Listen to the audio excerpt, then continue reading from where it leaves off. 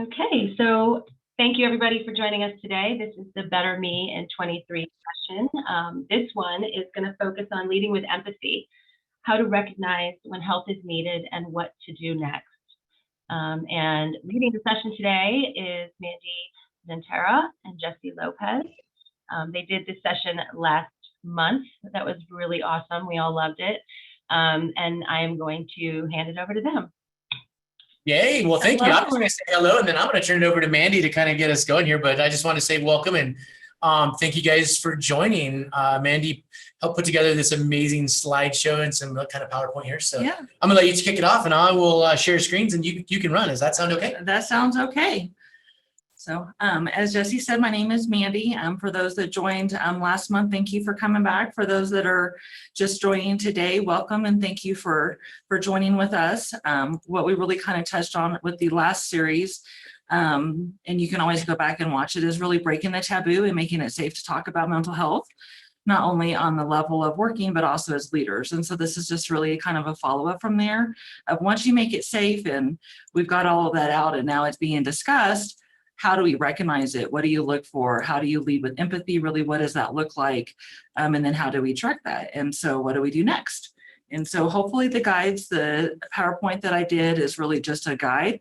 We really want this to be interactive. So if you guys have questions, comments, whatnot, please just chime in. This is really for you. And so the more interactive we get, the better it can be for everybody.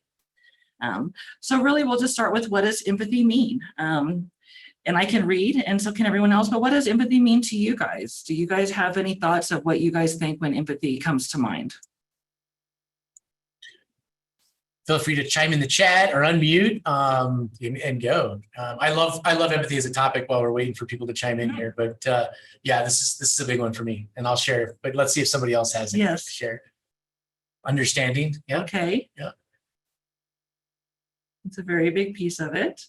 You know what, this brings me to thinking about my kids, but you know, you kind of always want to know that your kids have empathy too, or showing, you know, empathetic feelings. And for me, it's when I can see that they have emotion based on what someone else is going through. So if we're watching a movie or a show, I mean, even my 2-year-old, when somebody's sad, he gets sad. And I feel like that's the start of, you know, feeling something that other people are going through and understanding.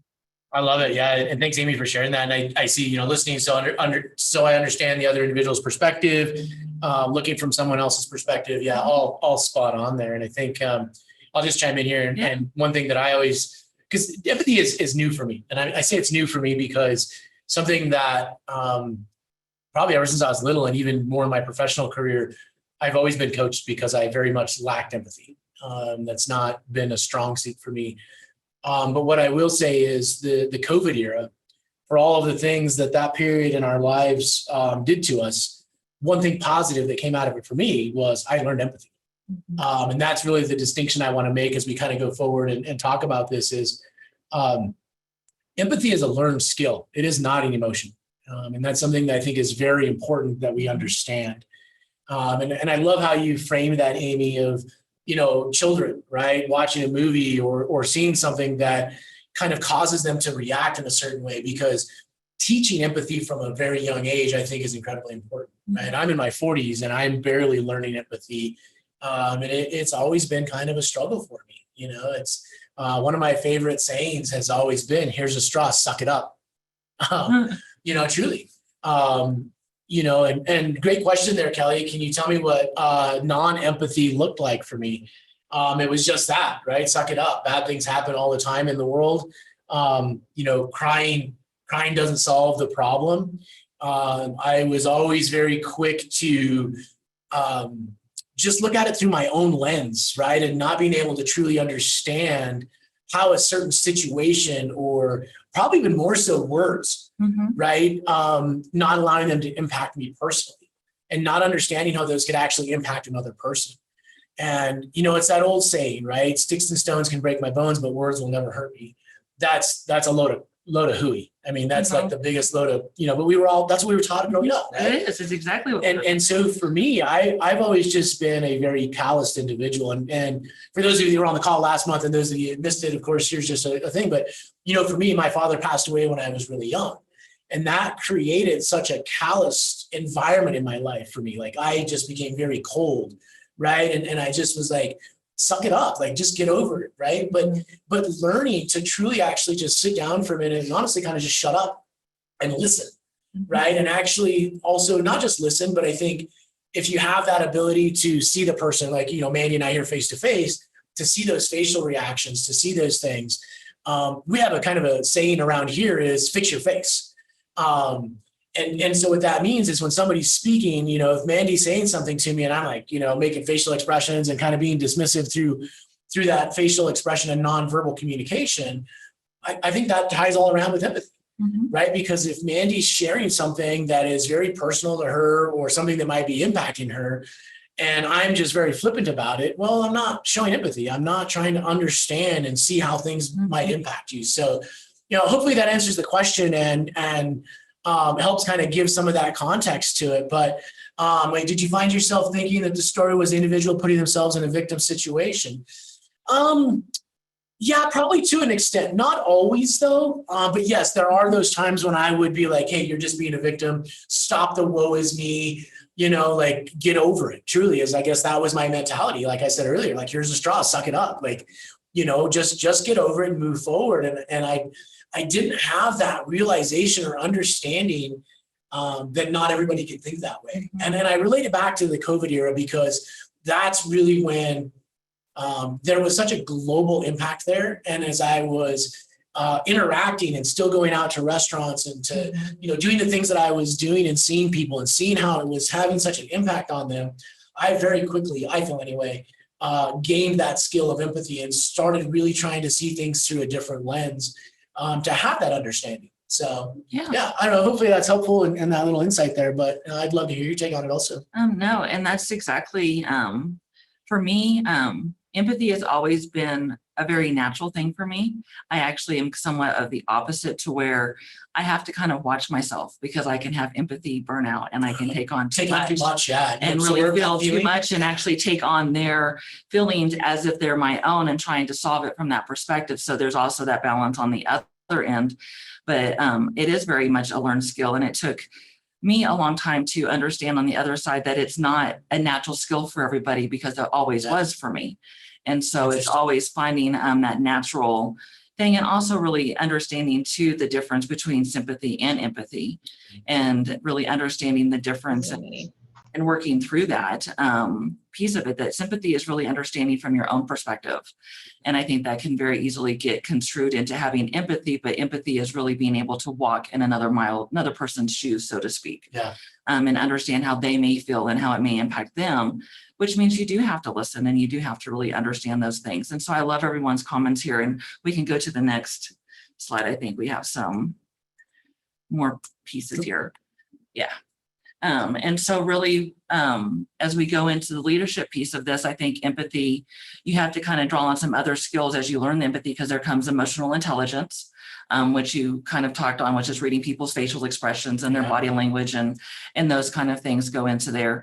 But it's really so important, I think, as leaders today, in order to really be able to help our employees when they come to us and our other coworkers and whatnot, and be that example, is you do have to have this empathy skill, or at least knowledge, to be able to work through and understand it, because it is at the highlight right now. I was reading, actually preparing for this in Forbes, that this is really one of the top on the list these days, that they're saying leaders must get right. We are in the age, especially coming out of COVID, where people have really had the isolation and maybe have started talking more about mental health. We're making it safer. And as we're making it safer, then leaders need to get more prepared to deal with this and not have the, hey, suck it up, buttercup, we got to just move on kind of mentality that I think was very common up until now, even in leadership. It's a hard, I think, especially in leadership, right? Yes. And that's obviously the focus here is, how do we deal with this as leaders and guiding our employees and our personal lives. But, I think it's so hard in that leadership role, because where's that line? Where's that balance of, I'm a responsible steward of this company, and it's incumbent upon me to make those decisions and be that, CEO or COO or whatever your title may be, right? But also realize that, you can also be a human being and understanding that empathy. But there is a line there too, because you can very easily fall into, that kind of stop being a victim, Yeah. like you're the martyr type of scenario, because some people do draw on that, and They do. and some employees play into that, right? They do. Employees, but people. No, they right? do as humans. And, As and humans, being it's able to natural. recognize those things and as a leader, be able to ascertain, is this that, person really just the woe is me? Am I being a martyr? Am I really, is there a bigger Mhm. play here, right? Right. Because I don't like the person that I'm sitting next to, and Mhm. all of those things that we might deal with frontline employees. Or is this really at the root of it? Is there a mental health issue here? Is there something Mhm. bigger and deeper going on with this employee? And, just a quick example, but and not one of our employees by any means, but I was on Facebook here a couple of weeks ago, and you saw me scrolling on my phone when we started. I apologize. I was looking for the screenshot because I wanted to read it verbatim, and I apologize I couldn't find it. But somebody that I'm connected with on Facebook, we've never actually met in person, although we're from the same small town and we do all the same things. We're passing and we do a lot of the same fishing, all those things. So I feel like I know them a little bit, if Right. you will. But this particular individual put a post out there that basically, to the extent, said, curse you, depression. Why can I never escape your grips? Was something to the effect that he said. And so basically I saw that as a kind of a call to help, to be honest with you. Mhm. I saw that as somebody reaching out for help. I immediately commented, sent a private message and was like, hey man, we all have struggles, blah, blah, blah. How can I help? My point in that little story though is, to me, that's a sign. Mhm. To me, that's an early warning sign. And that's kind of where I was going with Yeah. this, of recognizing the difference and having that empathy to realize this is an early warning sign of something bigger, Mhm. versus this is somebody taking kind of that victim, woe is me, martyr mentality, right? And distinguishing between the two so that you can address the situation. Mhm. And I think on the front side of that, recognizing that if this is an early warning sign, is this a warning sign of something that will pass in time because it's short term and it's just a strong feeling right now?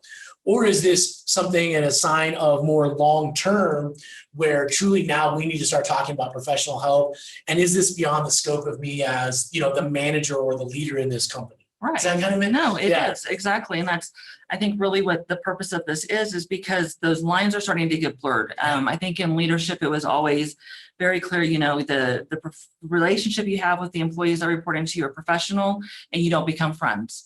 But when you start getting into the line of mental health, you kind of blur those lines a little bit because you maybe ask questions and get to know them in ways that maybe you wouldn't have been before. And I think this new empathy coming into leadership is blurring those lines a little bit, but at the same time as leaders, we have to know when that balance is. We have to know when to give enough time to listen, when that person truly is playing the victim or really does need help, and then how do we manage it long term, which of course will be next episode is long-term managing. Yeah. We really just wanted to focus on what empathy is here and really how to help you guys recognize and why it is so important. Well, I think another variable or challenge that you throw into this, right? And I'm kind of just using myself here as a use case, right? But the level of relationship that you have Mhm. with your team, your employees, and the people that you're responsible for within the walls of the company, and family is a whole separate thing, It right? is. But as we speak here, from a professional perspective and in the walls of our companies, again, I'll just use myself, but I have incredibly strong relationships with all the ladies on my team. I mean, Mandy's, not this Mandy, but one of the other Mandys,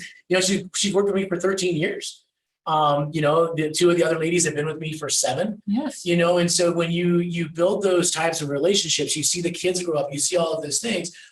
Yes, does it make it easier, I feel, to potentially recognize those more long-term things and, hey, we really need to get you some help. And I see this dramatic change in you. But where the variable or the challenge comes in is now creating that separation of professional, personal relationship, and potential mental health problem, right? So now you've got 3 pillars Mhm. that you're trying to manage and not go too deep because I have such a strong relationship. At least that's a challenge for me as a leader. No, it is. Right. And I don't know if anybody can relate to that, and if you have that type of tenure on your teams, it can be a challenge. It can be a very big challenge. And sometimes, honestly, I've had to separate myself away and say, hey, you might be better off. Why don't we have you talk to this person? Because I'm already personally and emotionally involved. I've seen the situation outside of the 4 walls of the company. Does that kind of make sense? It does. So I think looking at all of those things and being able to distinguish between personal relationship Mhm. while still having empathy, Yep. while still towing the line and being a steward of your organization. And at the end of the day, first and foremost, at least for me, priority, being a good human, Mhm. right? And trying to truly help solve the problems or push this person in the direction that can help solve their problems, if that Right. makes sense. No, I it think, does. I think being the good human, in my opinion, is first and foremost. Oh, absolutely. And I would agree with all of that. And I think those are some of just the few many hats that leaders wear Right. in navigating all of this. And so this just goes into why leadership and empathy is just so important. And we can go to the next. I just kind of put in some things to kind of look for as far as empathy goes. And this is where really having those relationships will really help with your team is watch out for signs of burnout. You know when what your team looks like on a normal basis. You know when they start trying to do things that may be a little bit different. This is also ways to practice becoming more of an empathetic leader is, show sincere interest, try to seek help, show compassion, learn new issues. All of these things are ways that you can practice to become a more empathetic leader. Yeah. I think just knowing your team too, right? And everybody obviously, companies are different size and it's not feasible in much larger companies for people to have, I think, as deeper relationships as like we might. Yeah. Because we're a fairly small company. And so, sometimes we are in that vacuum, I feel, We are. of how we manage our relationships and things because we're so engaged on a daily basis. But excuse me, I think that's also a big piece of it because, and I don't know, and I'm just throwing out things that, we do here, the one-on-ones, Mhm. We really push all of our team leads and managers to have those kind of weekly touch bases. And sometimes it shouldn't even be about what's happening in the business. It's No. more about what's happening in life. Are the kids good? Is the family good? Because, if we take for lack of a better, more selfish approach in terms of, the company needs to have good employees. We're here to be profitable. We're here to do a job at the end of the day and earn our paycheck, right? You're not going to have good employees if they're not happy and healthy in their soul and in their mind. Nope. Right? Meaning if they're not happy and healthy mentally and physically and all of those things, they're typically not going to be a great employee. You know what I mean? And so, taking that interest in ensuring that people are still sound and happy because especially in today's environment, there's so many stressors, right? There's so many outside forces pulling everybody in so many Everybody's different going through directions. stuff and struggling and you just Yeah. never truly know. Well, and even right now, like this time of year, I can't speak, I can only speak to myself, obviously, but like this time of year, always, one, our industry gets stressful because nobody's wanting to close loans, right? And it's because of school. I mean, I'm not saying school is the bad thing, right? But right now, all the kids are going back to school. The parents are focused on that. It's a high stress level, especially if you have multiple children or depending on what age there is, that middle school transition from 8th grade to now having a freshman in high school, that elementary to now middle school. Those are all very big transitional years for children. And I'm not sure if people realize the stress and the things that actually does to parents. I mean, those of you that are parents, I can see hopefully some heads nodding, right? It's a time that's going to impact performance at work. It is. There's no question. No. But I'm just sharing that again is now do we look at that as, is this a moment that will pass? Or are the signs we're seeing something that's more long-term? Right. And I've even seen to your point of the burnout, right? Or where you're taking on too much. I'll use my wife, as a perfect example. My wife is very similar to you, Mandy, in terms of, man, she just draws in on everything and she's very likable. And it's crazy how people just automatically open up. But man, she pulls in all of that stress and that energy and then carries it all as a burden. Like it's right? her own. Yeah, like it's her own, right? And it does create issues in our relationship at times. There's challenges there. And so, yeah, all of those things can play in. But again, back to that point of when you have these conversations or you see that performance start to degrade or you see things that are signs, is it short-term and something that will pass? Right. Or is it signs of long-term detriment? And that's where I think those one-on-ones, I mean, even if you are a larger company and you can't do them maybe on a weekly basis, even if you make time for them every other week or at a minimum once a month, to me, those are just critical to even just what's going well in your life. And what's going on and how can I support, and not always just work related, because you've got to be as in tune to those as you are to the work piece in order to really stay on top of it, or you can get surprised. And some people hide it well. They right? do. I mean, some people hide it like you have no idea what's happening in the darkness, right? And they just hide it so well. And I'm saying that because I'm trying to reinforce that importance of true connection. And I'll just say that's one thing, and kudos to you, Manny, because I think the connection interviews and things that we've started doing are just phenomenal. And I think there's tremendous value in that. And it's different than a performance review. I can't stand performance reviews. No. Truly. I just think they're not great. But, No. that connection type of interview that you've developed for us I love it. Well, thank you. Yeah, it's a good thing. So. Anyway. I'm appreciative of that. So we can go to the next slide here.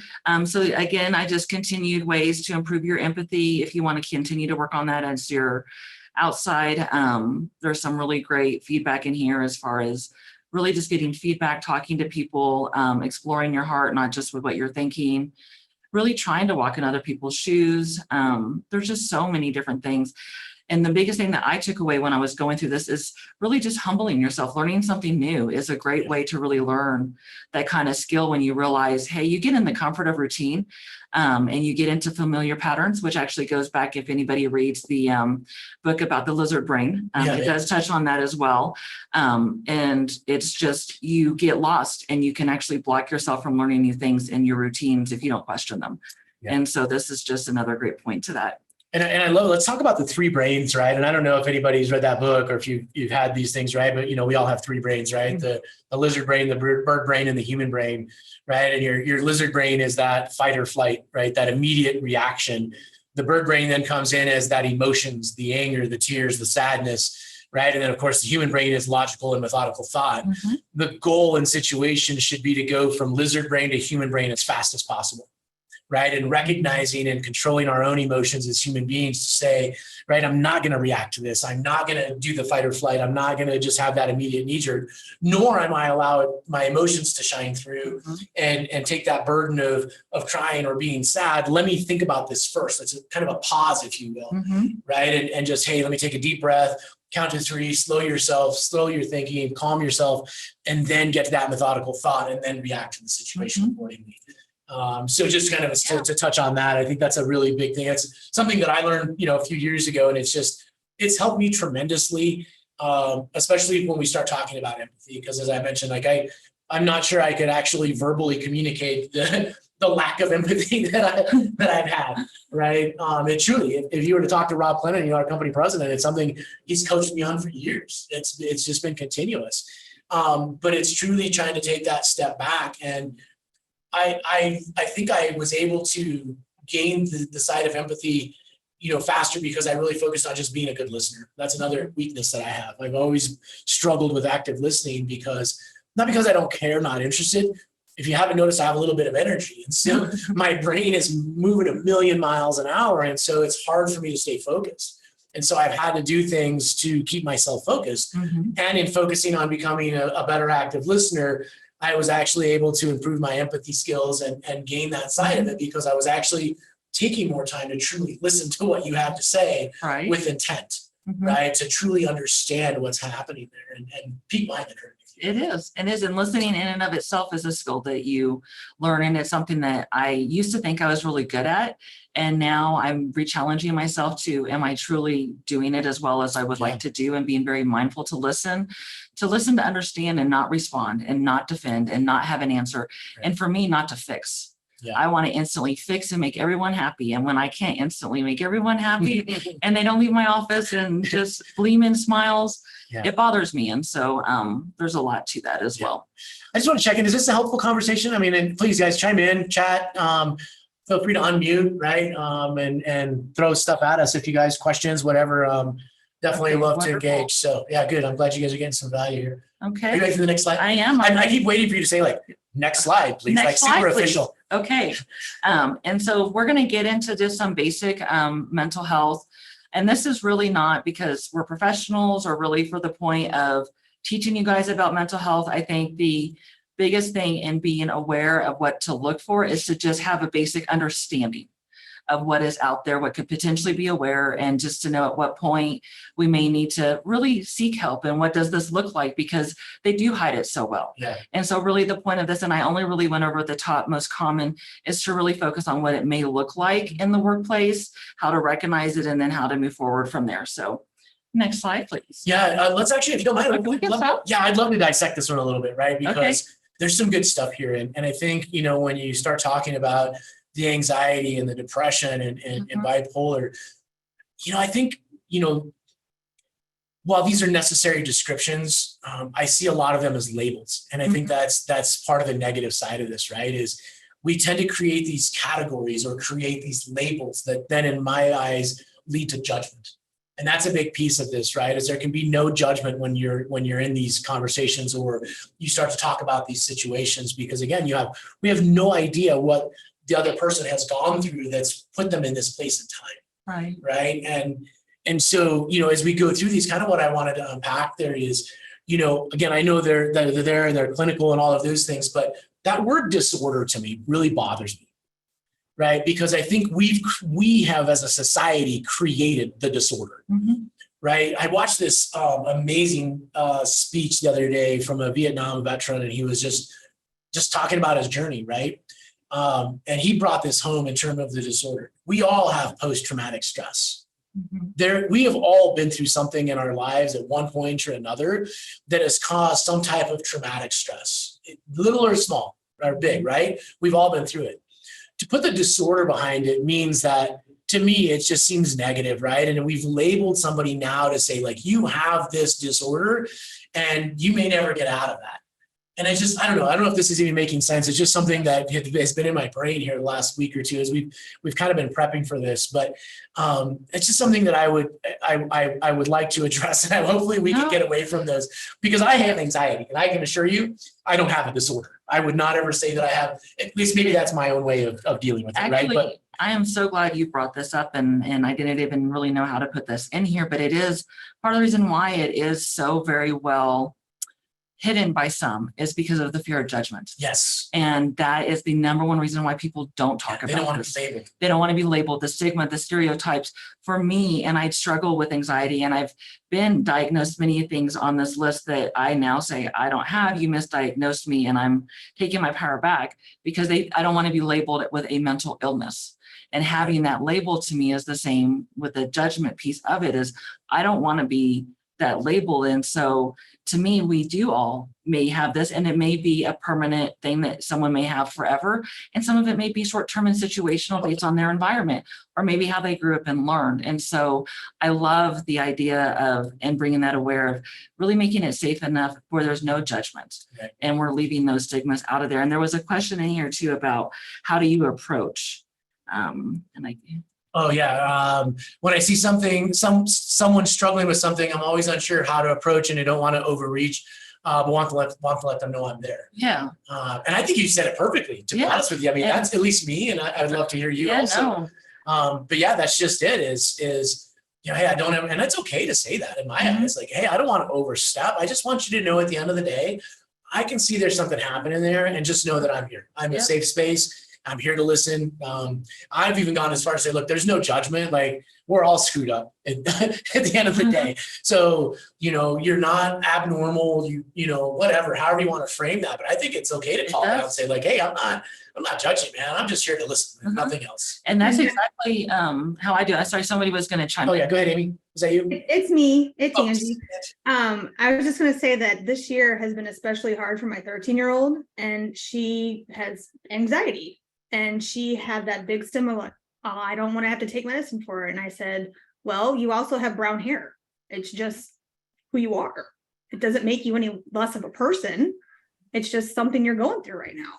Yeah, no, exactly. And having that understanding and take away that stereotype really does make it easier to deal with. And I think that's the biggest, hopefully, outcome that comes from this, is really truly making it safe and removing these labels. Yeah. And I mean, it'd be great if everybody really, like exactly what you just said, like everybody is messed up in some way, shape, or form, right? There's no like perfect person that has no trauma, no anxiety, no depression, you know what I mean? And I feel like, we model ourselves against something that probably doesn't even exist, because like you said, Jesse, we've all had something traumatic happen to us, or anxiety, although, so the other thing I was going to say is that sometimes I feel like it might be helpful to people. For me, like some postpartum stuff, like I realized it way too late. And then I was like, oh, wait a second. I wasn't just a horrible mom for having these feelings of like stress and I can't handle it or whatever. Like once it was labeled, it actually did make me feel better, because I was just beating myself up saying, I thought I was going to be a better mom than this. And it was all these just negative, self-talk. It wasn't true. I was still a great mom, but the fact that there was a name to it kind of did make me feel a little bit better. So I don't know And I on, think, on one hand, I wish it would all go away and everybody would just be like, we are who we are, and I have anxiety, and Yeah. But Yeah, I I couldn't just- live without my medication either, so. Totally. no, I and just, I the think- label of the actual word disorder, right? Yeah. That's what really. Yeah, for me, it was the illness piece, not necessarily. So I do agree that I think having a name to it and understanding it Yeah. brings clarity, but I think we also need to be careful the not to negative connotation, make yeah. people feel like there's a negative aspect to it and that it's a forever kind of thing. It may be, it may not be. Everybody's gonna look different. Yeah. And I think being open to that and that understanding and all of this is just very beneficial and actually essential as we go through this. Yeah. I was waiting for you to say next slide, but Okay. I beat you to it. Well, there you go. Next slide. And so really the first one I touched on is anxiety because it really is the most common. Everyone has experienced anxiety at some point in their life, whether it be day-to-day worry in life, whether it just be a stressful situation and maybe it's just a few weeks. Clinical anxiety is if you feel fearful and have worry for more than 6 months, but that looks different for everybody. And there's a lot of different symptoms that come with anxiety. There's a lot of different types of anxiety disorders. It's a broad term for a lot. They can be mild, moderate, severe, or even panic level type anxiety. You can have panic attacks, unless there's some anxiety disorders that are not noticeable at all. And some people are so good at hiding them or so functional. And there's even high level functioning anxiety. Yeah. That you would just never know. So, And anxiety is a tough one, right? Because I think with anxiety, there's so many different levels as you're talking about here, right? There's that you can still be. I shared this before, right? Like I get anxiety. It's a different type of anxiety. It's not I think at the end, if we were to define anxiety, it's really the fear of what's to come, right? We create this anxiety because we're afraid of what the outcome might be for the most part. for the most Right. part. And so, like my anxiety that I suffer from is not that fear of what's to come. It's just that feeling of being anxious of like, what am I going to do now? I get so much pent up energy, right? I feel like I have millions of little explosions going off throughout my entire body. And it can be, I'm not gonna say crippling, but I have to really stop and breathe myself through it because it's like, I've got little millions of bugs crawling all over my bones. It's horrible. Right. But I've learned over the years to just kind of breathe through it. Not everybody can do that though. No. And especially when you're talking about that true anxiety and that fear of what's to come in those high stress situations, truly, as it says here on the slide, is it can be debilitating, and people can freeze in it. But I think it's understanding fear, right? Because that's really what it's being driven from, in my eyes, at least from my opinion, is you're getting that feeling of anxious because again you're fearful of what is to come or the unexpected or the unknown. Right. And so I think if you can learn to take on and grow that skill of mastering your fear, right? That old saying, courage is not the absence of fear, it's the control and the mastery of fear. Far easier said than done, for sure. Yes. But if you're looking for things, I just encourage you to push yourselves into uncomfortable situations. The more you can push yourself outside of the comfort zone, I feel the more skills and the better apt you are to deal with anxiety, but you can also help coach other people through those anxiety attacks, right? Because once that panic starts to set in, it could be a big deal. It can be. And panic can make several, I know for me, when I get there, it's almost paralyzing. Yeah. It truly is just paralyzing. You almost have to turn the volume down to see. Yeah, for sure. I So can to see speak. that. So, Yeah. so I love it. definitely. So next slide. And so then this is just the several different types of anxiety. Again, just kind of listing them down here. You have your generalized, your panic disorder, obsessive compulsive, your post-traumatic stress is also in here with anxiety as well as being its own type of mental health. There's just so many different things. There's phobias, there's, substance abuse can even induce anxiety. Medication can induce anxiety. Even if it's, legal medications, even from your doctor and whatnot, some side effects can produce anxiety. Yeah. So there's just so many different types of anxiety out there that it's just so wide that it's just important to kind of know some of the general signs of what you'll see. And I think the separation anxiety, before we move from the slide though, that's a big one, right? Mhm. Because, obviously I'm not going to speak for you women on the call and that are listening, but that's just one that I observe a lot, and it's that perfect time of year. You got all these kids going back to school. I can remember watching my wife through all of the kids, all three of them, right? That first day of school, it was harder for her than the kid by all means, right? Mhm. That fear of letting go. And then she was worried throughout the entire day. I see it with other members of the team, and so that's a big one that I would just encourage everybody, right? It's kind of seasonal. Mhm. You might have somebody that really, especially if they're a first-time mother, right? And that led the first time you're letting the fledgling out of the nest. And so, I'm not trying to put myself in your shoes by any means, women. Ladies, I just see it, right? And Yeah, it's one that it's is a big very one. visible, and it can have such a traumatic impact, right? And that even spills over into some of the family dynamics that I've seen when, wives, and not only just as mothers, but we're worried about the home. And so oftentimes, even though we're at work, it's what's going on at home and making sure we have everything done at home. And are we going to get home for dinner? And that All of the whole- stuff. all that separation stuff of still Yeah. trying to deal with all of it Yeah. and worry. Okay. So this is where we get into not always noticeable. Again, there's several that don't come up and even talk about anxiety because, again, it's general worry. A lot of people were raised with different I cannot talk right now, perceptions on what it should look like. But really, there are several people are embarrassed or ashamed that they have these feelings or these symptoms, or they may use other excuse to avoid these kind of inducing situations. They may try to really understand themselves well enough that they're able to call off or disappear for things just at the right time before these things happen, so that way they go unnoticeable. So it's just really important, again, to have those connections with your staff and your employees and to kind of be aware, so that way when things do seem off, you can approach it. And I don't think I touched on the question before after Jesse did, but in HR, sometimes I get several people that will come to me, or managers that say, hey, I have this employee, I need you to check on them and get them resources. Oftentimes, I've never even met these employees. I may have met them and briefly, and hey, welcome, here's your new hire onboarding stuff, here's your benefits, let me know how I can help you.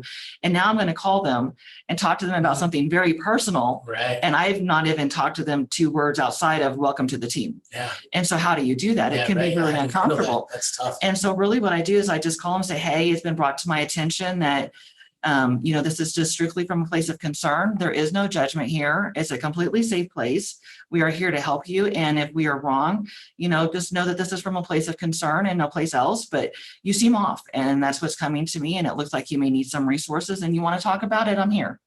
And kind of just going it from there. But I How think does that go? Sorry, No, it's how's that received? I'm just curious. That's a tough conversation. it is. Usually it's received very well.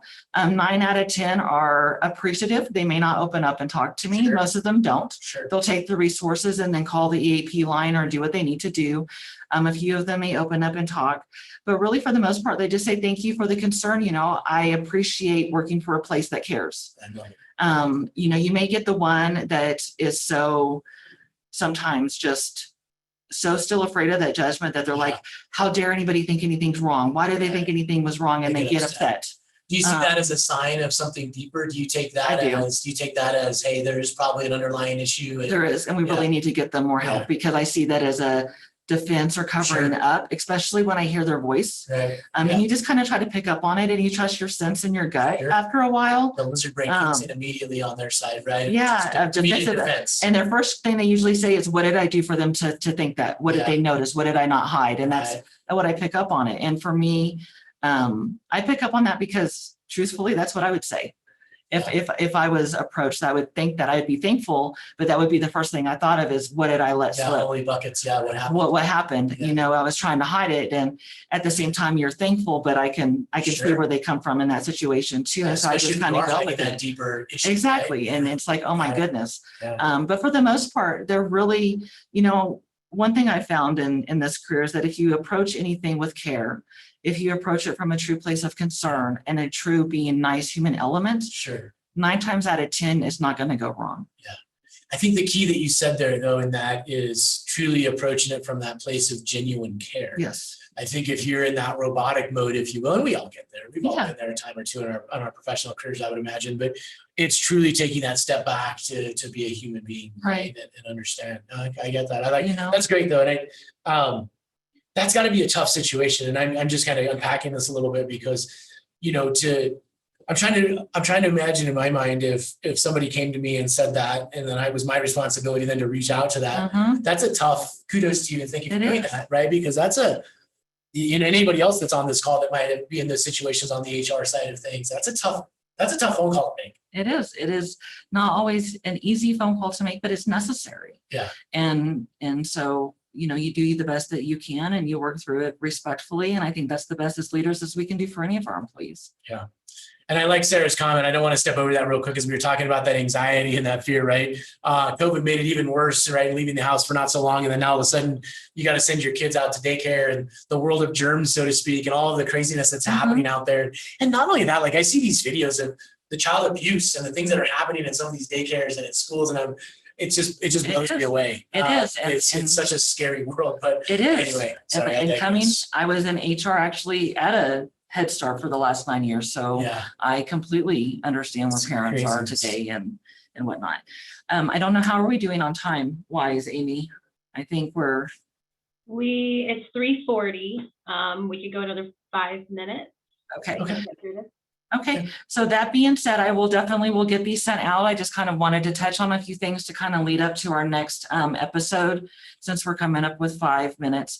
So what I did in these slides is really, how to recognize anxiety. And it's really not just anxiety, it's any kind of mental health, I think kind of has some of the same underlining symptoms that you can look for, as far as, if they're trouble concentrating all of a sudden, if they're procrastinating all of a sudden, if they have great attendance and all of a sudden now they're not showing up, they're calling in more, they're getting sick more, stomach issues more often, headaches more often, migraines have just started, you notice that maybe they're shaking or holding their hands differently. Those kind of things can all be signs that there's something else going on. Yeah. Physical appearance, I think, is one. And again, obviously not passing the judgment, but I think physical appearances can be a good indicator or a sign, right? If you start to see dramatic changes, in the way they're doing their hair, or maybe they're not anymore, or clothes aren't ironed, and now there's more wrinkles where there wasn't before. Like all of those little things can be so subtle, but they can be such big indicators that there is a greater underlying issue. And I think, if I could, as we wrap here, I'm going to put you on the spot, maybe not. Yeah, no, it's okay. If you had one nugget to throw out to the folks of, what do you do when you recognize these signs? And you kind of already approached it when you have another manager, but what happens when you see this? How do you approach that when you start to see some of these signs building up with an individual? I just bring them in, and the same thing, to say, hey, I want you to know, first of all, I want to talk to you. This is coming from a place of concern. It is not necessarily work related, and I want to make it safe. So I give them my opening of, there's no judgment here. It's a safe place. I'm, again, coming to you from concern, but over the last 2 or 3 weeks, I've noticed, hey, you're not doing your hair anymore. You used to fix it every single day. It was straightened, and now it's literally thrown up in a messy bun, and that's just not like you. Is everything okay? Is there something I'm missing? And if I'm out of place, just tell me and we'll move on. But I want you to know I care. I love it. Yeah, that's great. And again, it goes back to, right, if you're unpacking that a little bit, it's truly just being a good human in that place of genuine care. It really is. And I can definitely see that, especially in your role, so thank you for sharing that. That's good stuff. Not a problem. So in these resources, and we'll get them sent to you, it just, again, goes over the basic of depression, what it may look like, some resources. I also put in here some links to the National Mental Health Institute. They have some great resources and booklets and workshops that you can give to employees. There's some phone numbers for some different things if they want to seek help. If you need state-specific help, they can help guide you. And I also put in here the National Suicide Hotline as well, because it's a big one that you can just always have and say, hey, and even if you think that even if you think it's someone else and you don't know how to approach it, reach out to your EAP, reach out to your professionals. I've had to be on several wellness calls at some point where you're just worried about someone, and you say, hey, I've observed these, I'm reporting it, I think a wellness check needs to be made. And then you let the professionals handle it. And then you've done your piece, and they'll get their clinical people involved in whatever they need to in that time. So. Yeah. And I would just encourage you guys to rely on the group, right? We've got a lot of good folks on this call. Mandy and I both made ourselves available previously, and I will continue to do that, even if you just need an ear to bounce off of, hey, what would you do? Or, how would we do this? Because I assure you, I do that across the board. I have peers and there are many times that I need to have those conversations of like, this is what I'm thinking, just am I being harsh? Or, you know what I mean? Like, No. do I need to show more empathy or did I, where am I going with this? So And seriously, you guys, our information is on here and my email, and I've given it out before, but I'm very passionate, just as Jesse is, about mental health, not only for others, but for myself as well. It's been a journey. And so my biggest way of healing is to give back. And Yeah. so if you have an employee or even yourself, anybody, I don't care who it is, and you just want to have a sounding board to talk to and say, hey, does this sound right? What if I approach it this way? Because sometimes talking it out is the biggest help. absolutely. Please give me a call. I'll be more than happy to be that ear for you. Yeah.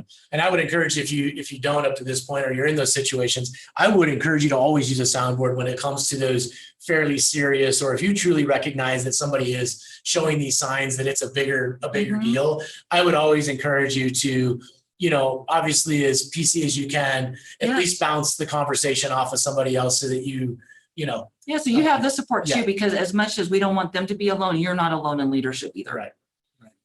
Okay. good stuff. I know we went over, sorry, Yes, we again, my did. superpowers went in my mouth. That's okay. I mean, we could, we could go on forever. Yeah. Thank you guys so much. I mean, talk about being good humans. It's just, you don't get any better than the two of you. So really appreciate you. I'm sitting here trying to think of something else. I mean, we should just get rid of mental illness or disorder and call it something else. I mean, we all get fragmented and things, life happens to us, and sometimes we're born with, some of it's genetic, right? But like, why can't we just say that this is my mental power, that's your mental power, that, I call it something that is Life, like love not it. so, like, it is what it is. I have anxiety. I'm not going to go out, like, it doesn't make me a bad person.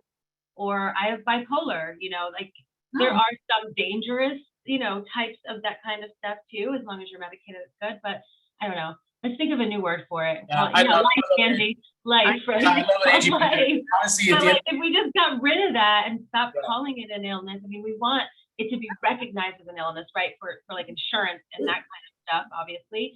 But anyway, I digress. Awesome session, guys. Thank Yeah, you thank so you, guys. much. thank you.